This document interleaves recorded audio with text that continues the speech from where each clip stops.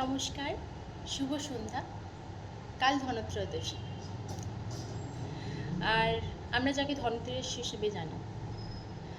আমরা বাঙালি, আমরা 20 বছর আগেও জানতাম না যে ধনতেরাস বলে কিছু হয়, কিন্তু ছিল, আমরা জানি না। আজকে ফেসবুকে ট্রেন্ডস, তার জোয়ারে মানুষ গা ভাসাচ্ছে। সকাল বিকেল সন্ধে রাত্রে যখনই খুলো না কেন এই জ্যোতিষী বলছে ঝাড়ু কেন, একটা নয় 4টে ঝাড়ু কেন। কেউ বলছে এই টাইমের মধ্যে নুন কেন, তবেই তোমার ভাগ্য ফিরবে। কেউ বলছে যমদেবতাকে প্রদীপ জ্বালাও। বা আমরা টেন্সের জোয়ারে ঘা বাঁচিয়ে সংসারে অশান্তি করেই রূপোর কয়েন, সোনার কয়েন, যে যা পারছে আনছি। কিন্তু আমরা কটা মানুষ জানি যে কালকে কিসের দিন?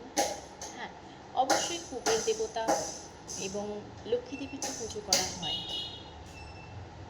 সব ঘরে হয় না, অনেক ঘরেতেই হয়। কিন্তু আসলে আমরা কি জানি কাল আসলে স্বাস্থ্য দেবতা ধন্বন্তরী পুজো করা হয়।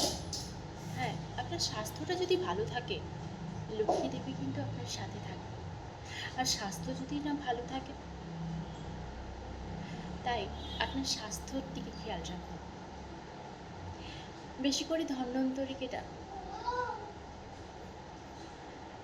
আর হ্যাঁ, নুন আপনি কিনতে পারেন, ঝাড়ু আপনি কিনতে পারেন, দিনের শেষে ওগুলো তো সংসারের কাজেই ব্যবহার করা হয়, তাই না? আর বেশি ট্রেন্ডসের জোয়ারে গা না ভাসিয়ে দেখুন না এই দিনগুলো সবার সাথে মিলে যাতে সুখে শান্তিতে কাটানো যায়।